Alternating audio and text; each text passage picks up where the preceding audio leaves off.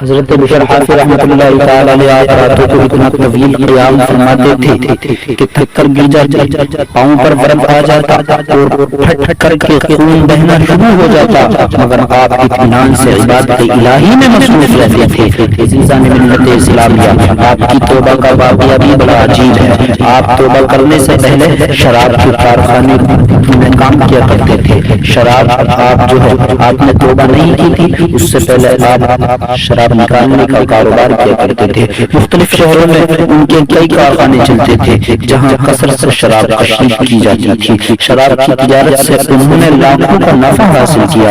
شراب نوشی اور شراب خوری سے ان کے دل سے خوف خدا بالکل محو ہو چکا تھا، بالکل نکل چکا تھا۔ فارسی کا ایک مقولہ ہے، رحمت حق بہا نمی جوید، بہا نمی جوید۔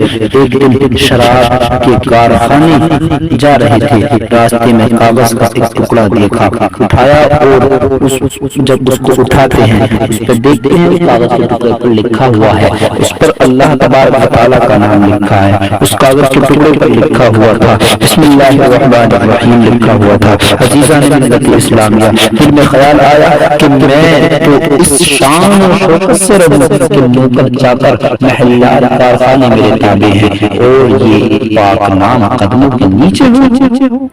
اس کاغذ کے ٹکڑے کو گھر لے عطر خوشبو لگا کر کے بلند مقام پر رکھا اور رکھ کر کہا تیرا مقام وہ نہیں تھا، تیرا مقام یہ ہے۔ پروردگار عالم کو یہ بات پسند آ گئی۔ وہ تو رحیم کریم ہے، اللہ تبارک و تعالیٰ تو اپنے بندوں پر اتنی شفقت اور مہربانی کرتا ہے، اپنے بندوں سے اتنا پیار کرتا ہے، 70 ماؤں سے زیادہ میرا رب پیار کیا کرتا ہے۔ عزیزان ملت اسلامیہ، آدمی ایک بار کیے ہوئے وعدے پر پشیمان ہو کر آئندہ نہ کرنے کا عہد کر کے اس کی بارگاہ میں جھک جائے تو اس کے آنسوؤں کا ایک قطرہ تمام زندگی کے گناہوں کو دھو دینے کے لیے کافی ہے۔ بشر حافظ رحمۃ اللہ علیہ نے اللہ تعالیٰ کے پاک نام کو بلند مقام پر رکھا۔ پروردگار عالم نے فرمایا بشر نے میرا نام کا احترام کیا ہے، اب ہم اسے شراب نہیں پینے دیں گے۔ اللہ، ہم اسے شراب نہیں پینے دیں گے۔ بشر شراب خانے گئے اور جوتا اتار کر ابھی بیٹھے ہی تھے کہ کسی نے دروازے پر دستک دی۔ بشر نے کہا کون؟ اسے کہو یہ وقت ملاقات کا نہیں، پھر کسی وقت آنا۔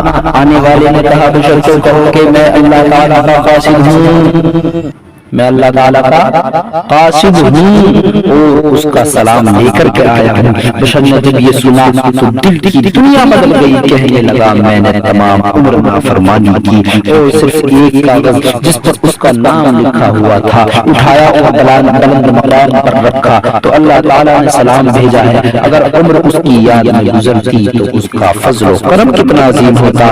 یہ سوچا اور ننگے پاؤں دروازے کی طرف دوڑے۔ عزیزان ملت اسلامیہ، اللہ تعالیٰ کا وہ قاصد جو اسی علاقے کا ولی کامل تھا اس نے بڑھ کر سینے سے لگا لیا۔ پھر بشر نے تمام شراب خانوں کو آگ لگا دی اور سچے دل سے توبہ کی۔ پروردگار عالم نے ولیوں کا شہنشاہ بنا دیا۔ پھر بشر نے ساری زندگی پاؤں میں جوتا نہیں پہنا، ننگے پاؤں رہنے لگے۔ عزیزان ملت اسلامیہ، حافظ عربی زبان میں ننگے پاؤں رہنے والے کو کہا جاتا ہے۔ کسی نے پوچھا آپ ننگے پاؤں کیوں رہتے ہیں، جوتا کیوں نہیں پہنتے؟